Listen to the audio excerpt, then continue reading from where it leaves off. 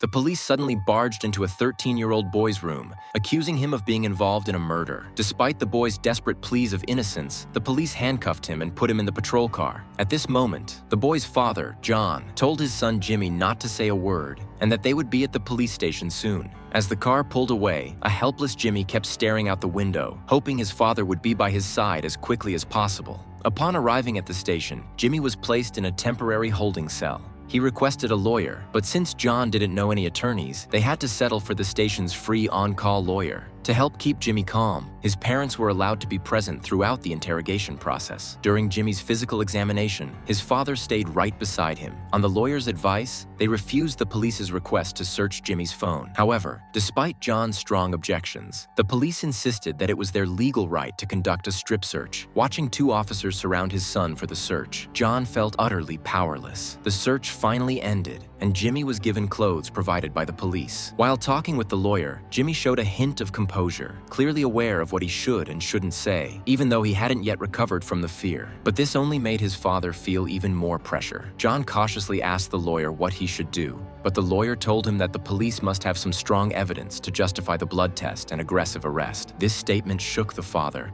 who had firmly believed in his son's innocence. When it was just the two of them, John solemnly asked his son for the truth. Jimmy insisted that he absolutely did not kill anyone. Receiving his son's definitive answer, John's heart finally eased a little. At this point, the police came to inform them it was time to enter the interrogation room and begin questioning about the case. The victim was a girl named Katie who shared an English class with Jimmy, but they weren't close. Last night at 8:30 p.m., Katie left home and went missing. 2 hours later, the police discovered her body. Based on the coroner's analysis, Katie's time of death was between 9:30 and 10:30 p.m., and she had been stabbed 7 times. Next, the police presented the surveillance footage from the previous night. The recording showed Jimmy following Katie and getting into a heated physical altercation with her in the parking lot where she was killed. The video clearly captured Jimmy's stabbing motion. As the video played, the father was visibly starting to panic, and Jimmy could no longer maintain his composure. However, even under the police's relentless questioning, Jimmy remained silent. With the case seemingly nearing its conclusion, the police decided to temporarily end the interrogation